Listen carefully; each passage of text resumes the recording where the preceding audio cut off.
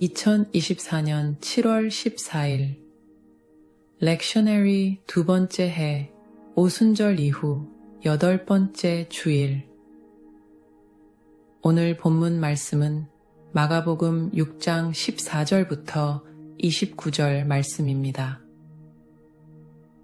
이에 예수의 이름이 드러난지라 헤롯 왕이 듣고 이르되 이는 세례 요한이 죽은 자 가운데서 살아났도다. 그러므로 이런 능력이 그 속에서 일어나느니라 하고 어떤 이는 그가 엘리야라 하고 또 어떤 이는 그가 선지자니 옛 선지자 중에 하나와 같다 하되 헤롯은 듣고 이르되 내가 목벤 요한 그가 살아났다 하더라.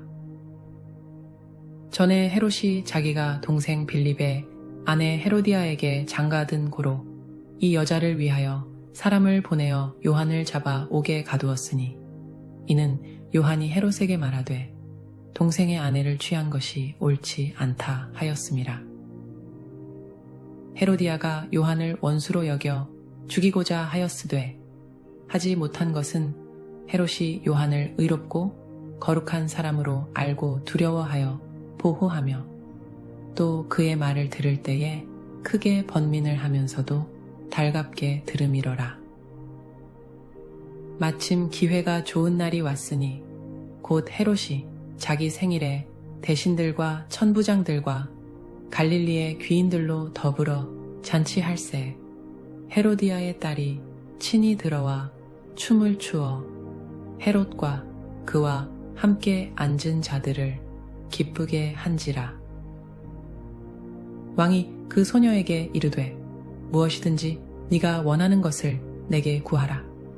내가 주리라 하고 또 맹세하기를 무엇이든지 네가 내게 구하면 내 나라의 절반까지라도 주리라 하거늘. 그가 나가서 그 어머니에게 말하되 내가 무엇을 구하리이까? 그 어머니가 이르되 세례 요한의 머리를 구하라 하니 그가 곧 왕에게 급히 들어가 구하여 이르되 세례 요한의 머리를 소반에 얹어 곧 내게 주기를 원하옵나이다 하니 왕이 심히 근심하나 자기가 맹세한 것과 그 앉은 자들로 인하여 그를 거절할 수 없는지라. 왕이 곧 시위병 하나를 보내어 요한의 머리를 가져오라 명하니 그 사람이 나가 옥에서 요한을 목베어 그 머리를 소반에 얹어다가 소녀에게 주니 소녀가 이것을 그 어머니에게 주니라. 요한의 제자들이 듣고 와서 시체를 가져다가 장사하니라.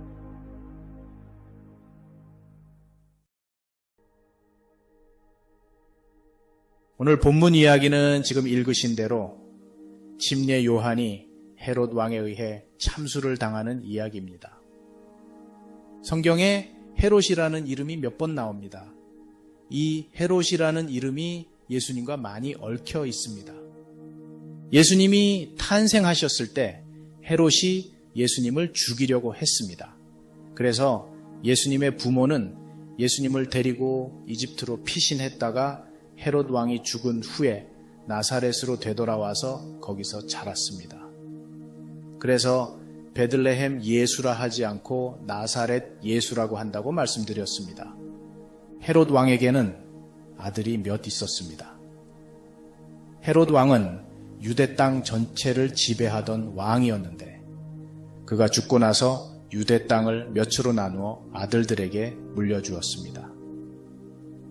오늘 나오는 헤롯은 헤롯 왕의 아들 중에 하나인 헤롯 안티파스입니다. 비록 성경에는 왕이라고 나와 있지만은 좀 더 정확한 타이틀은 테트락, 즉 분봉왕입니다. 테트라는 4분의 1이라는 말로 유대 땅 4분의 1의 통치자라는 말입니다. 이 헤롯은 나중에 예수님의 재판에도 나옵니다. 빌라도가 예수님이 갈릴리 출신이라는 것을 알고 예수님을 바로 이 헤롯에게 보냅니다. 그때 헤롯은 예수님을 욕보이고 빌라도에게 다시 되돌려 보내지요.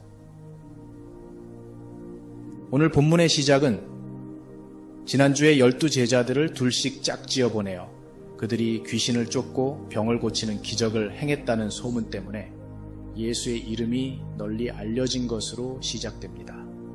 그 소문이 헤롯 왕의 귀에 들어왔습니다.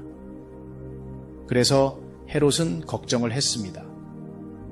혹시 내가 죽인 침례 요한이 살아서 돌아왔나? 그러지 않고서야 어떻게 그런 기적을 행할 수 있지? 그리고 마가는 침례 요한이 참수형을 당하게 된 이야기를 전개해 나갑니다.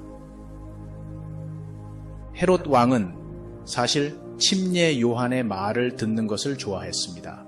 그런데 나중에 침례 요한을 죽이게 되지요. 그 이유는 헤롯 왕과 헤로디아의 부도덕적인 관계에서 시작됩니다.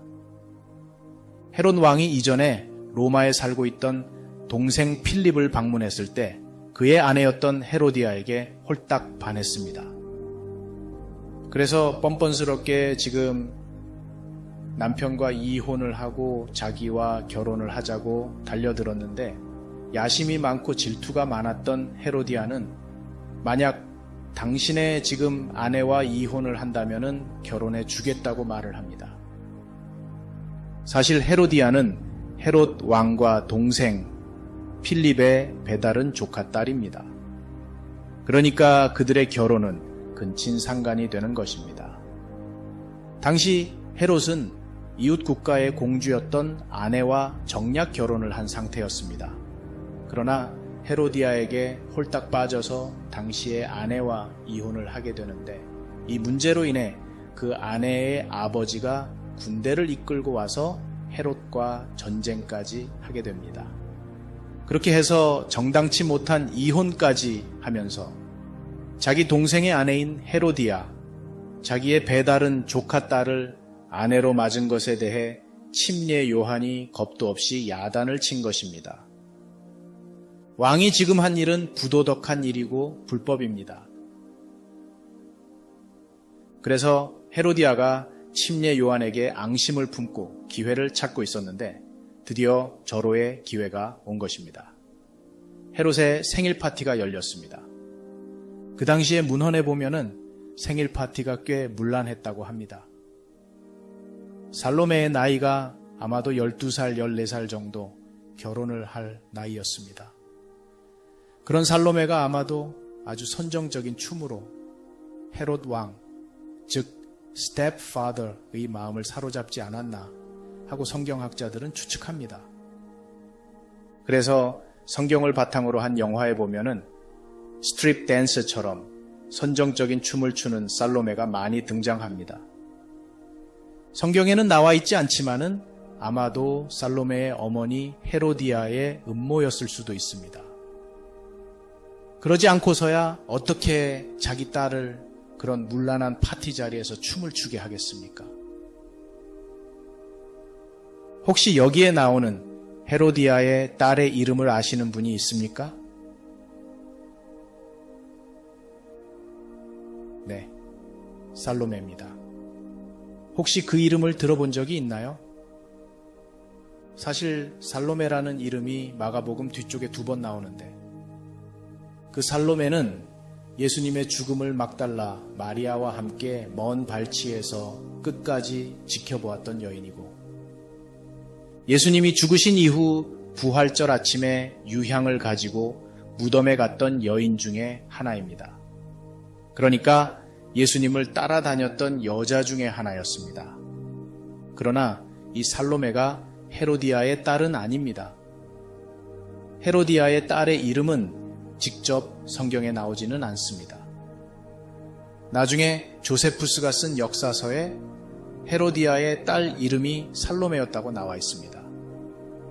이름이 같아서 어떤 목사님들은 침례 요한의 머리를 달라고 했던 살로메가 예수님을 믿게 되었다고 설교를 하시는데 그렇지는 않은 것 같습니다. 그렇게 선정적인 춤을 추어 가뜩이나 술에 취한 손님들과 헤롯 왕이 뿅 가게 만들었습니다. 그래서 헤롯 왕이 책임질 수 없는 말을 합니다. 네가 원하는 것이 무엇이냐? 내 나라의 절반까지라도 줄 테다. 그때 살로메는 직접 자기가 원하는 것을 말하지 않고 옆방에 있는 엄마 헤로디아에게 쪼르륵 달려가서 묻습니다. 이 그림에 보면은 헤로디아가 헤롯 왕의 옆에 앉아 있습니다. 그러나 당시의 문화에 의하면은 남자와 여자가 식사를 하는 방이 달랐다고 합니다. 그런데 남자들의 방과 여자들의 방이 같이 붙어 있었기에 헤로디아는 자기 딸이 반나의 모습으로 선정적인 춤을 추는 것과 왕의 일거수일투족을 다 보고 있었는지 모릅니다. 그래서 살로메는 옆방에 있는 엄마에게 가서 이렇게 물어봅니다. 엄마, 왕이 나라의 절반까지라도 준다고 하는데 무엇을 달라고 할까요? 이전에 성경을 제대로 이해하려면 타이폴로지, 즉 유형학을 알아야 한다고 말씀드린 적이 있습니다. 유형학이란 이전에 있었던 사건들이 오늘 벌어지는 사건의 모형이라는 것입니다. 오늘 헤롯이 살로메에게 나라의 절반이라도 주겠다고 한 말은 이전에 구약에 나온 말입니다. 에스더가 유대인을 살리기 위해 죽음을 무릅쓰고 아하수에로 왕 앞에 나갔을 때 왕이 그런 말을 합니다. 왕후 에스더여, 그대의 소원이 무엇이며 요구가 무엇이냐? 나라의 절반이라도 그대에게 주겠노라. 유대인들은 마가의 복음서를 읽으면서 에스더의 이야기를 머릿속에 그렸을 것입니다. 에스더는 나라의 절반 대신 많은 사람들의 목숨을 구했지만 살로메는 나라의 절반 대신 한 사람의 생명을 앗아갔습니다. 얼마나 대조적입니까? 물론 로마의 법에 의하면 일개 분봉광이 나라의 절반은커녕 아무런 땅도 줄 수가 없었습니다. 그러니 헤롯이 얼마나 취해서 기분이 붕 떠서 책임질 수 없는 말을 한 것인지 알 수 있습니다. 그리고 나라의 반이라도 주겠다는 말은 실제로 그렇게 하겠다는 이야기가 아니라 그만큼이라도 주고 싶다는 뜻의 당시의 표현법이었다고 합니다. 그래서 헤로디아가 이렇게 말합니다. 그래? 오호라. 잘됐다. 침례 요한의 머리를 달라고 해라. 여러분 같으면은 무엇을 달라고 하시겠습니까? 우리말에 여자가 한을 품으면 5, 6월에 서리가 내린다는 말이 있습니다. 얼마나 침례 요한에 대한 분노가 맺혔는지 이 좋은 기회를 놓쳐버리고 고작 침례 요한의 머리를 달라고 합니다. 그 당시의 문화에 의하면은 권력을 쥔 사람이 여자의 환심을 사기 위해 생일날 죄수들을 끔찍하게 처형하는 관습이 있었다고 합니다. 아마도 헤로디아는 자기의 목적을 달성하기 위해 이를 이용했던 것 같습니다. 그 당시는 체면 문화였기 때문에 한 번 서원한 말은 왕이라도 번복할 수 없었습니다. 그래서 헤롯은 마음의 번민이 되었지만 자기가 한 말 때문에 어쩔 수 없이 침례 요한의 목을 베입니다. 목을 벤다는 것은 지금 사회에서는 참으로 끔찍한 일이지만 그 당시에는 죽을 때 고통을 덜 받는다 하여 오히려 은혜를 베푸는 것이라 생각했습니다. 그렇지 않으면 예수님처럼 시간을 오래 끌어 말할 수 없는 고통을 겪은 후에 서서히 죽게 하는 방법들이 많이 있었습니다. 그리고 대개의 경우 많은 사람들이 보도록 저자거리에 며칠 동안 놓아두는 것이 관례였습니다. 그러나 헤롯은 제자들이 와서 시체를 가져다가 무덤에 장사하게끔 했습니다. 이렇게 해서 침례 요한은 정말 짧고 굵게 살다가 30살의 나이에 죽음을 맞이했습니다. 그러나 그의 죽음은 헛되지 않았습니다. 2000년이 지난 지금도 그의 죽음에 대해서 우리는 성경에서 읽습니다. 그리고 예수님이 침례 요한에 대해서 이렇게 말씀하십니다. 내가 진실로 너희에게 말하노니 여자가 낳은 자 중에 세례 요한보다 큰 이가 일어남이 없도다. 오리라 한 엘리야가 곧 이 사람이니라. 당시 유대인 사이에서는 엘리야는 거의 신적인 존재의 선지자 취급을 받았습니다.